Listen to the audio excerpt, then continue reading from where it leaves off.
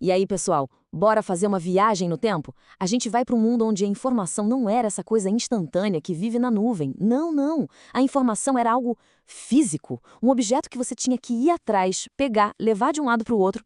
Parece loucura, né? Então, se prepara. Para a gente começar a entrar no clima, pensa numa coisa que hoje é super simples: pagar uma conta. Como é que se fazia isso sem ter um aplicativo, sem ter o celular na mão? Essa pergunta, que parece boba, na verdade abre uma porta para um mundo totalmente diferente. É o ponto de partida aqui da nossa conversa.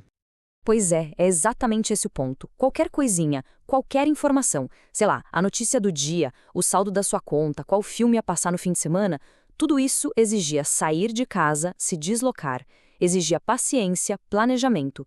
A informação era de fato uma jornada, não era só um download. Então, bora mergulhar nessa ideia de um mundo sem conexão instantânea.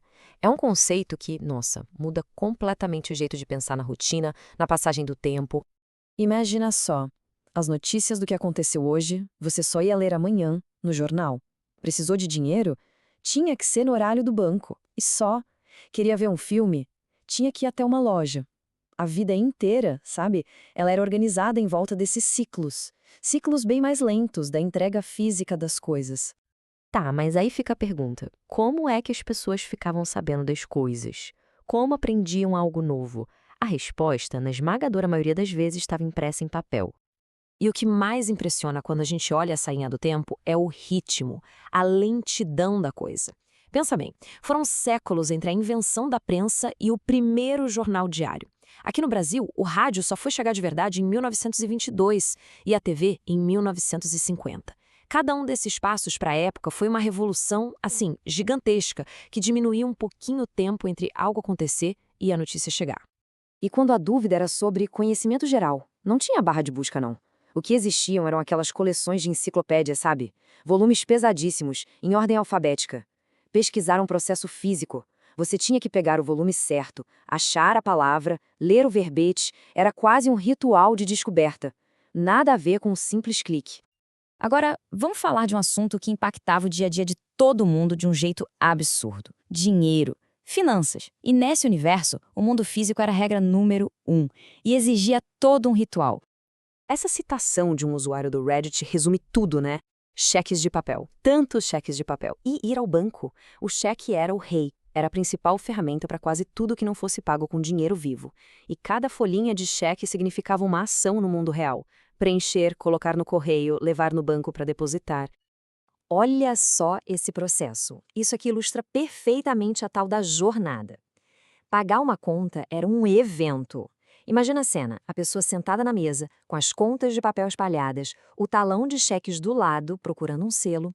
Era uma tarefa que tomava tempo todo mês e, nossa, precisava de muita organização. E o que significava esse horário de banco super restrito? Significava que a sua vida financeira inteira tinha que caber numa janelinha de tempo minúscula. Sabe aquelas filas gigantes na hora do almoço? Ou ter que pedir para sair mais cedo do trabalho, correndo para chegar no banco antes de fechar? Isso era a rotina. O acesso ao seu próprio dinheiro era ditado pelo relógio da parede do banco. E essa demora toda para um cheque compensar, sabe? Isso acabou criando uma espécie de gambiarra financeira. Era arriscado, mas muita gente fazia. O tal do pré-datado ou flutuar o cheque. Era basicamente uma aposta contra o tempo. A pessoa dava o cheque, torcendo para o depósito cair na conta antes de o cheque ser sacado. Uma pequena adrenalina financeira que só existia por causa da lentidão do sistema. Ok, saindo um pouco do mundo sério das finanças, vamos falar de diversão. Porque a busca por entretenimento também era uma baita aventura física. E o centro de tudo isso era um lugar que virou um ícone cultural, a boa e velha locadora de vídeo. Essa frase aqui resume a magia da coisa. Não tinha trailer no YouTube, não tinha nota em site de crítica. O que tinha era a capa do filme.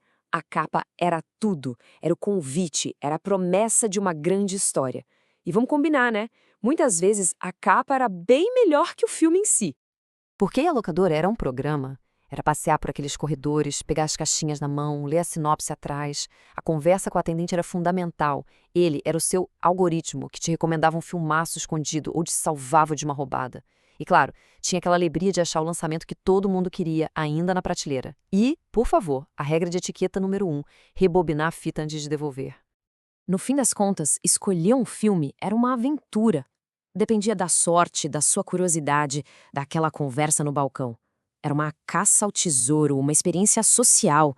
Era bem diferente do que a gente tem hoje, né? Onde um algoritmo frio e calculista simplesmente te diz o que assistir. Bom, e toda essa história de cheques, enciclopédias e fitas VHS nos traz até o ponto da grande virada.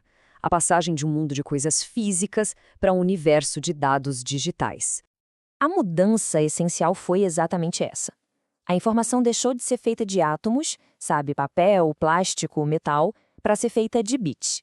Ela ficou leve, instantânea, perdeu o peso, o volume, e com isso transformou, assim, radicalmente, tudo na nossa vida. E a gente termina com uma provocação para pensar.